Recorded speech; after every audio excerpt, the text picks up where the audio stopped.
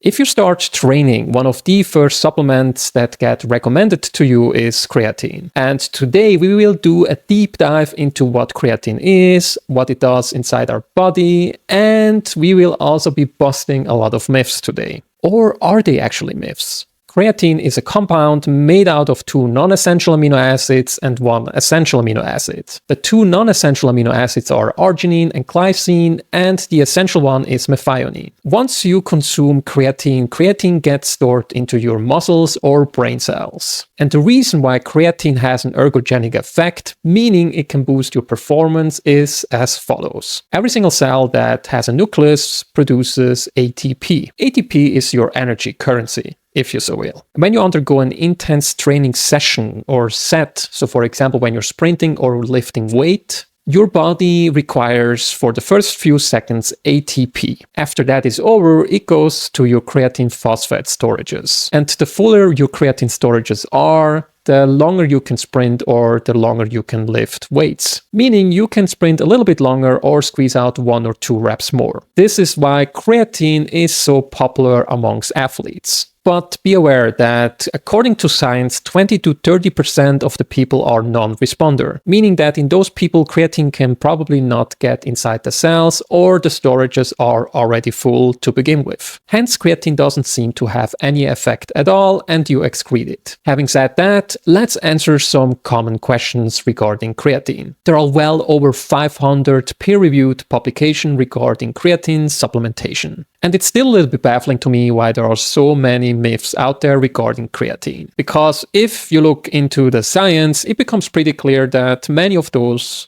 remain and are a myth. Let's get into this. Does creatine lead to water retention? Creatine is an osmolyte. What that means is that water loves to follow creatine. And since your body loves to store, for example, creatine to muscle cells, water follows, of course. And that can lead to intracellular water retention. However, this seems to happen only in the short term, because if we look at long-term trials, the body fluids don't seem to change. At least not if you ratio it out with the increase in muscle mass. Because the more muscle mass you have, the more intracellular water retention you're probably going to create. Because intracellular water retention is an important cellular signal for protein synthesis, and thus drives an increase in muscle mass over time. So in short term, yes, it can probably lead to weight gain. For example, I gained around 2 kilograms, which is roughly around 4.4 pounds. However, it doesn't seem to appear that after this beginning or initial stages that you will bind more and more water.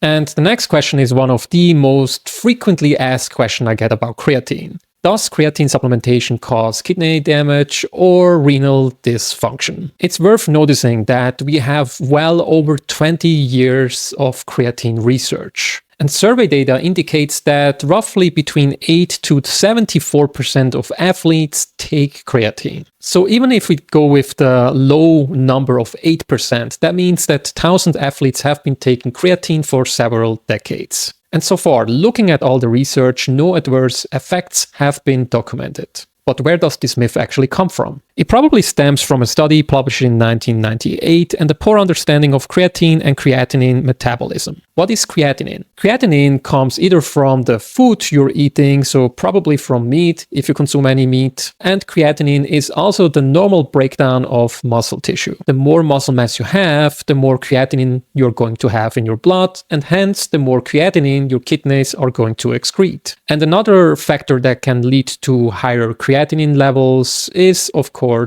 creatine itself. Creatinine, by the way, is usually used as a blood marker to look at how healthy your kidneys are. Or in other words, how good your kidneys are at filtering. And it's a really decent marker if you ask me for the average person. However, if you have someone that is really muscular, that marker can become a little bit problematic. But of course, nowadays, doctors know this. But we can even take this a step further. Because again, we have so much research regarding creatine. If creatine supplementation was indeed damaging for your kidneys, then upon these thousands of exposures of creatine supplementation across multiple clinical trials, we would at least see some evidence, but no such evidence exists. If your kidneys are healthy, I don't believe there's any concern regarding creatine supplementation. Next question, does creatine lead to hair loss? This is a myth that stems from one study, and that study was published by Merve and colleagues and recruited rugby players. They gave those male rugby players a creatine dose of 25 grams per day for 7 days, followed by 5 grams per day thereafter for an additional 40 days. And they saw an increase in serum dihydrotestosterone, in short, DHT. Now, you might be asking, what is DHT? DHT is a metabolite of testosterone, and DHT is formed when an enzyme converts free testosterone into DHT. So we need free testosterone in order to create DHT. Why is DHT that problematic for hair loss? DHT can bind to androgen receptors in susceptible hair follicles, and that can make them shrink and hence lead to hair loss.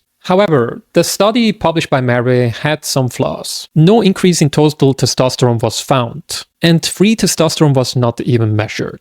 On top of that, we have now 12 other studies that looked into this question as well. And 2 studies found a very small but insignificant increase in total testosterone, while the remaining 10 studies found nothing. And in 5 of these studies, free testosterone was measured and they also saw no increases. The total body of evidence clearly suggests that no, creatine does not seem to appear to lead to hair loss. Next question, is creatine safe for young people? Yagim and colleagues wanted to answer that question, and I totally butchered that name. They included several studies and they saw no adverse effects, meaning no harm. On a personal note, I would not suggest to take creatine if you are still young. Reason being, you are going through a lot of hormonal changes, and taking any fitness supplementation right now is probably not really that worth it. Because you're going to make tons of gains on your own, and you should be focusing more on your form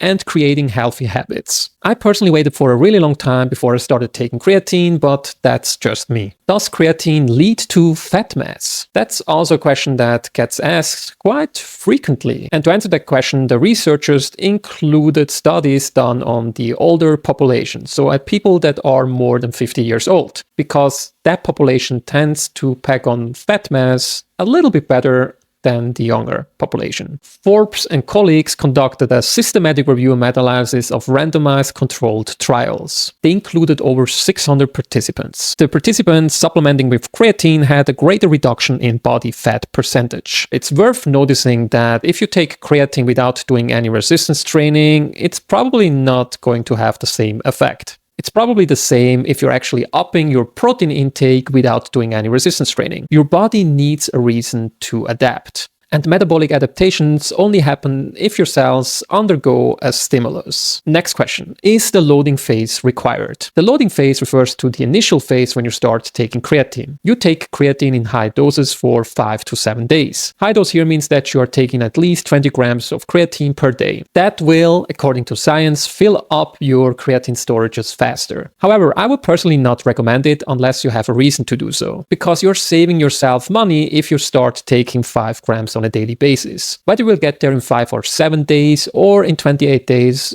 doesn't probably play that much of a role for the vast majority of people. Should endurance athletes take creatine as well? That's a really good question, and I guess the answer might surprise some of you. Did you know that if you couple creatine supplementation with carbohydrate and protein intake, you can promote greater muscle glycogen storage? And that's a really good thing if you're an endurance athlete as well. Furthermore, people experience less muscle damage, inflammation, and muscle soreness following a 30-kilometer run. Creatine can probably enhance your recovery as well and can make you last longer. And with lasting longer, we are of course talking about sports here.